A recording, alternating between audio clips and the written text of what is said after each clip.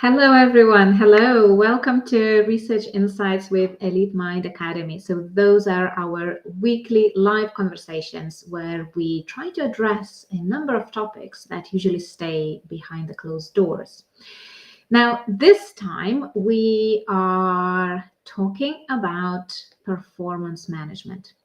And very often, lack of clear processes in performance management lead to tribunal cases for unfair dismissal. Now, a lot of those cases, as you can imagine, stay behind the closed doors because not many companies will publicly share their fuck ups and what they have done wrong, which means that we don't actually learn from some of those worst practices and what we can do to prevent this in our own companies and how can we really improve some of those processes, right? So I often get involved in some of those processes and help companies to design better policies, processes, people support infrastructure. And therefore, we in our company have a bit of an overview of some of those best practices, but also worst practices. So I'd love to share some of those insights with you in a way that is confidential. And I'd love for you to ask me any questions, and I'll do my best to answer them. So what can we expect from this discussion?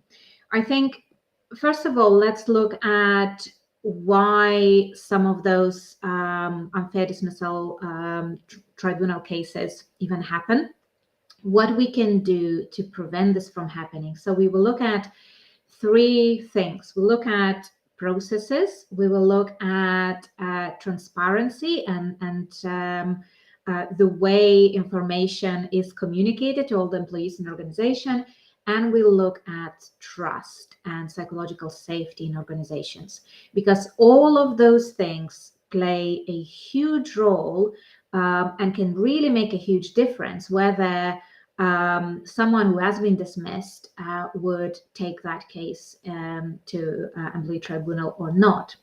So hello to those who are listening. I'd love to have any questions, any thoughts, and I'd love to start with a question to you. So in your company where you work, and maybe from your experience in other companies and exposure with your own partners, employers, other companies you work with, how good do you feel are performance management? How good are performance management processes? Maybe you have some examples of best practices. Maybe you have seen some cases and practices where things are not being done right and not being done well. And obviously, just bear in mind that only, out of all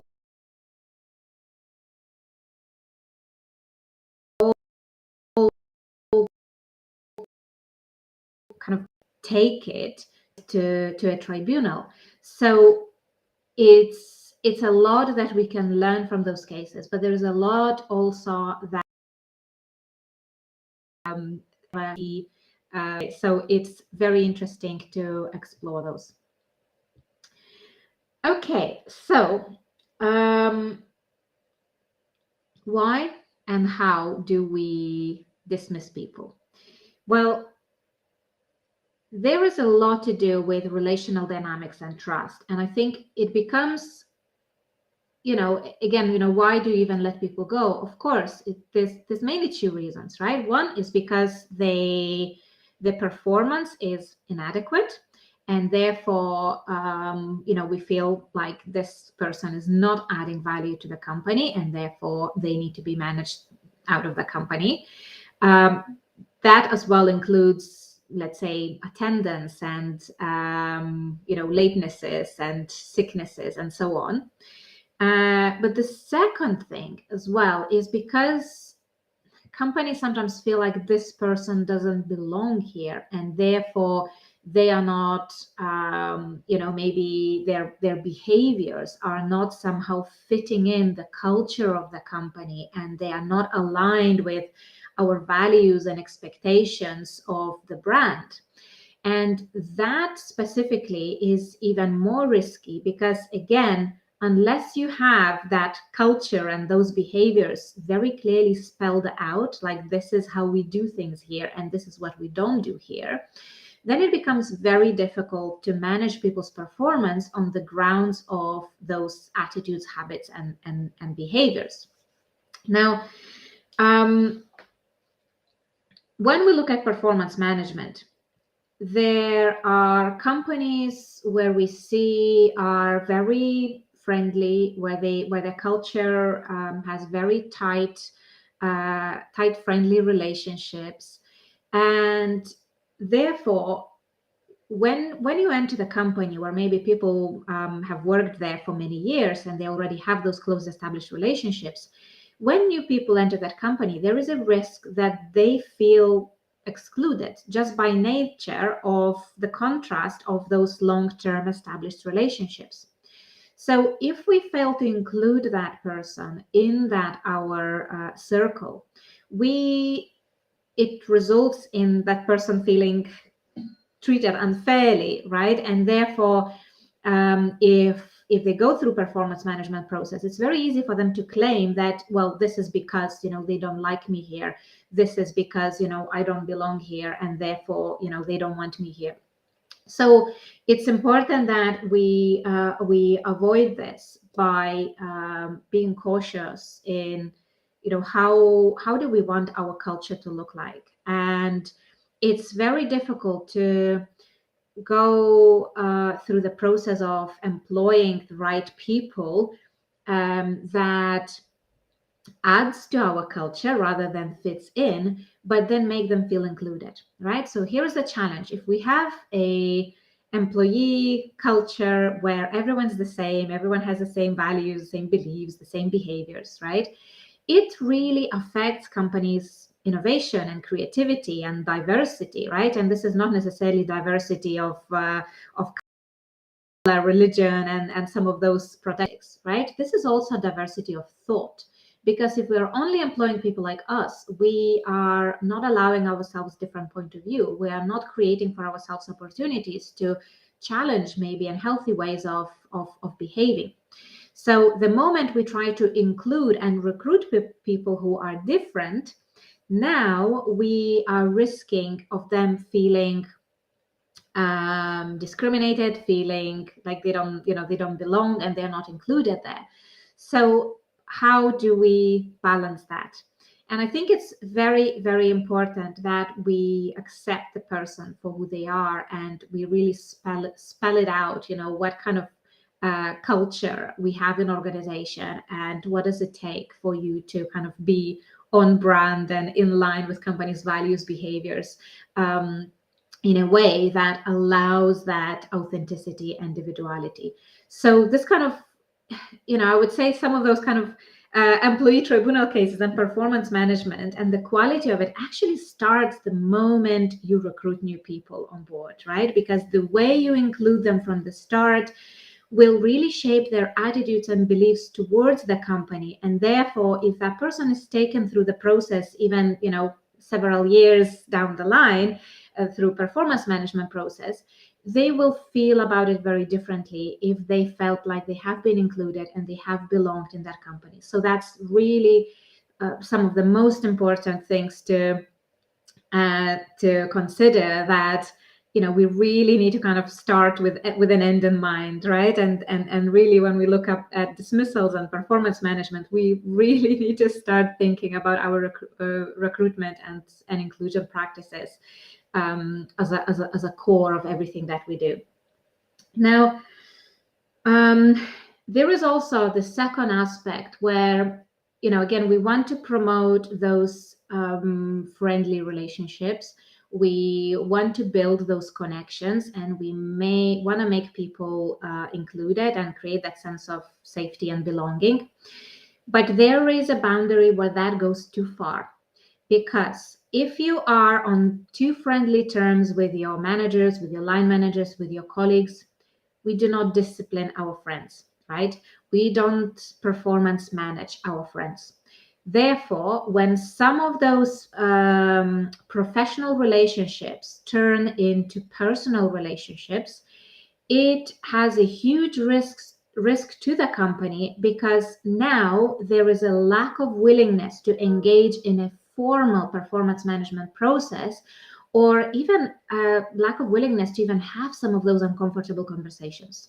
So here it's crucial to maintain those professional boundaries and make sure that we keep our personal relationships and professional relationships separate to a degree. Of course, it doesn't mean that you cannot be friends with your colleagues, with your employees. However, some of those professional boundaries have to be in place, because otherwise it can come back to bite us in some of those cases.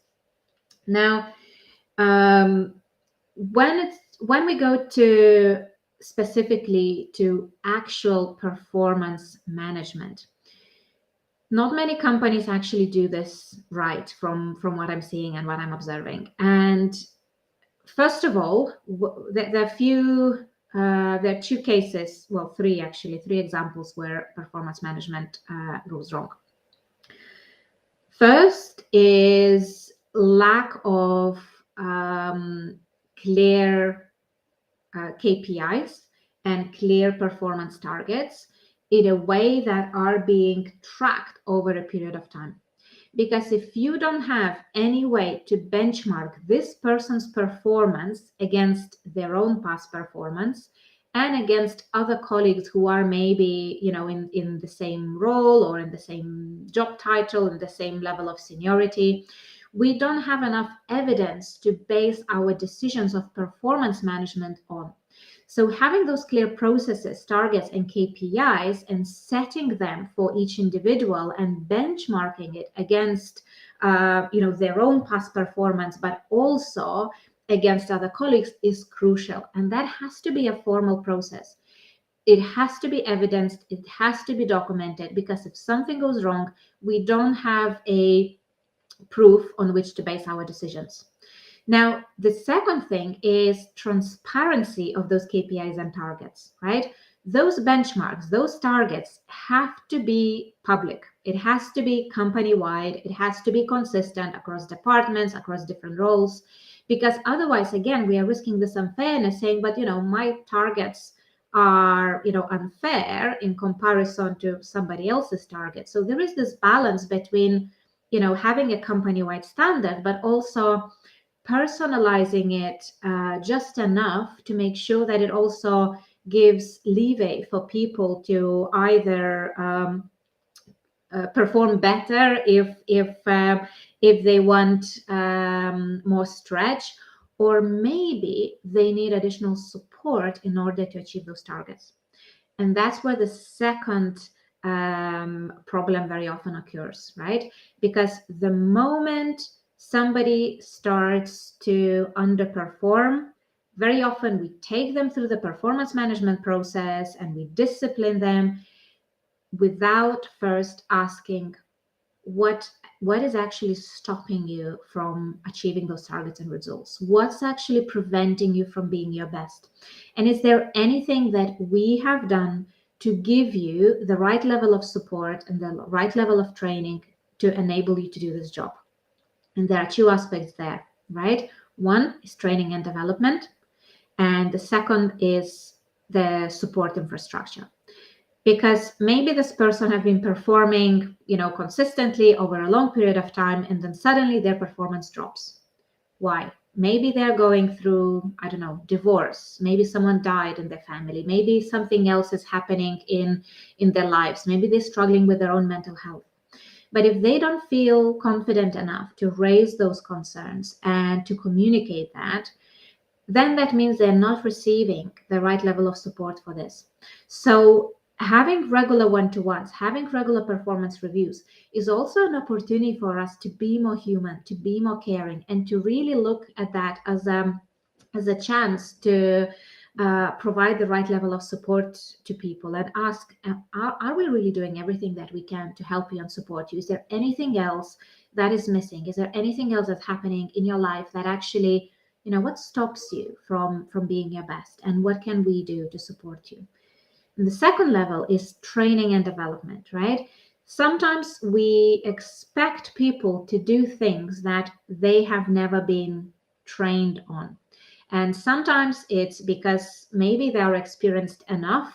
So when person joins our team, we just expect that, and assume that they know this and they should be able to use this platform and so on. But also because we assume that everyone learns the same. And that's not the case. You can train the group of people, you can take them through exactly the same process, but people learn differently, and not everyone will take the same level of information and the same level of processes in a way that will stick. One of those examples is neurodiversity. So there are people who maybe have ADHD, people who are autistic, people who are dyslexic.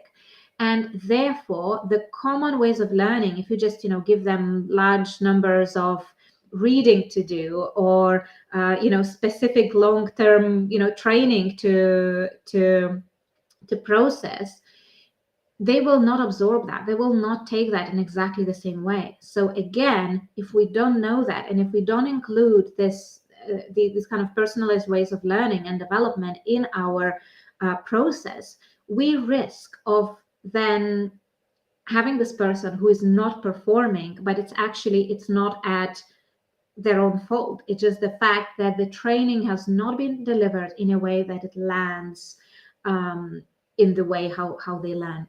So it is really, really important. So thank you very much for your comments. Thank you, Faye. Thank you, Shafiq. And thank you for a comment here saying that open communication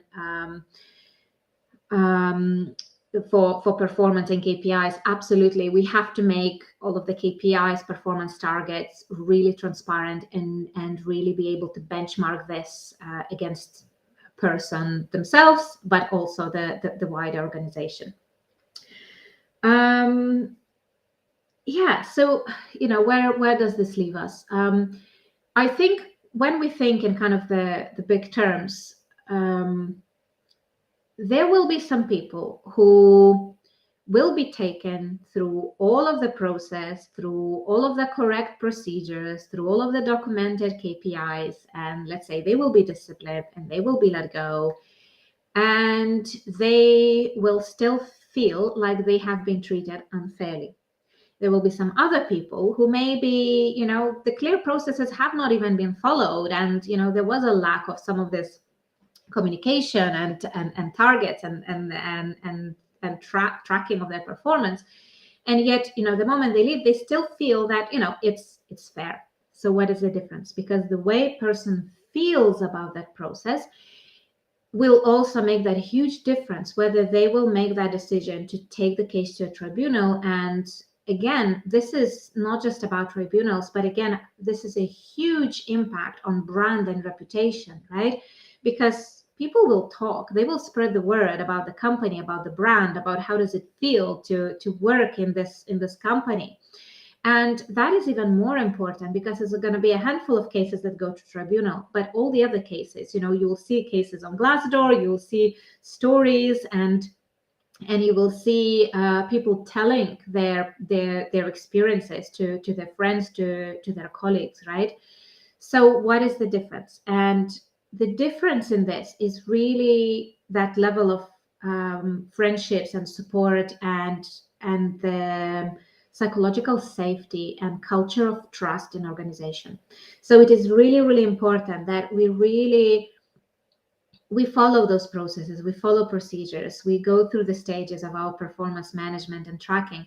But at the same time, we need to start with that safe base of including this person for who they are and making sure that their feedback and their opinion has been heard all throughout the process, right? Because the moment we make this process one-sided, that's where we lose that person. That's where we feel like, they didn't have a say. They didn't have an opportunity to maybe ask for help. Maybe they didn't have an opportunity to raise some of the concerns, to say that, it's, I haven't actually learned and I haven't been trained on some of those processes. So we are then compromising against some of our own credibility of the business if we are not building those relationships, and if we're not allowing the safety and trust for people to raise concerns before it becomes a performance issue, right? So it is so important that we have the level of support and transparency where we have those open conversations and we allow people to have a say. You know what? I don't feel right. I don't feel included. I don't feel like I can trust my manager, right? And where do they go, right? A lot of cases, again, when you have some of the breakdown of relationships between the line managers and employees, if person has no confidential outlet to go and share what is happening with them, then again, we are already creating a conflict, because that we are not providing opportunity for that person to be supported, and potentially, again, we're creating some unfair processes in the organization. Some comments here. We need to consider ASD and ADHD and diversity team. Absolutely. It's a good idea to check that responsible person who herself checking performance KPIs, track indicators for everyone else, and feedback must be honest and constructive. Absolutely. And here is also other important aspect that I think just makes me think about looking at some of the comments, is that, very often we expect, let's say, line managers to be those first people who will be having those performance conversations and have some of those uncomfortable discussions about people's, conduct, misbehavior, performance, whatever that might be, right? We can put all of the processes, all of the policies, all the KPIs in place. However, if we don't equip our line managers with skill set, with communication training, to be able to handle those uncomfortable conversations, they will not happen. And if they will happen, they will not look right. They will not feel right to the person who's on receiving end, right? Performance management is a skill. And again, having some of those uncomfortable conversations, it's not something that comes naturally to us, because our brain is wired to empathize with other people, right? And the moment where vulnerable people breaks down in tears, right, you might be entering the office with intention to have a hard conversation, and the moment person starts crying, you think like, well, I am a nice person, I have to be kind and good to this person, and all of your performance conversation goes out of the window, right? So it takes a level of skill and professional process to follow, and ability to kind of distance ourselves and put separately our emotions and feelings and some of the personal relationships with that person, and really go through the process and really engage in that process in a way that does justice to the person, but also protects the company from any future misconduct or any cases of discrimination, harassment, unfair dismissals, and so on. So yeah, what are we taking away from this conversation? I'd love to hear some of your thoughts and comments, and anything that you are taking away from this, anything new that you have learned that maybe you didn't know, or anything you would be doing differently. And I think in summary, it's really company's culture, trust, inclusion, belonging is a key in this. Our processes and performance targets, and the way we benchmark people's performance against themselves, their own past performance, and everybody else's. Third, we're looking at the level of friendships that we have in our kind of safe, inclusive culture, and not taking it too far in order not to lose professionalism, right? So this is all about the boundaries and making sure that we have our personal relationships and professional relationships, and some of those boundaries between the two very clear, having all of the processes transparent and open, and then most importantly, giving training to line managers and supervisors to be able to handle those uncomfortable conversations and notice some of those performance issues, and maybe identify the support needed before it becomes a concern of performance that then affects the business. Some of the takeaways about leadership training and active listening. should be a must for all. So absolutely, I think that's some of the most important things, because if we know how to handle those conversations right, then even if we do a genuine mistake in our processes, policies, procedures, if we fail to follow the law to the dot, if we have this right relationship, if we have this trust, if we know how to have those honest conversations, and also raise our hand and say, this is new, we've never dealt with this before, so bear with us here, let's work through this together. It's really, really important to have those relationships and to be able to have those conversations at that level. So great. Any other questions? Any other comments? Thank you so much to all for listening. I hope this just gives a tiny bit of insight into improving some of your performance management processes, and highlighting what needs to happen in your organizations to prevent any unfair dismissals, and to make sure that your performance management process is fair and inclusive and supportive to employees. So great. Thank you very much, and we'll see you next week. Bye then.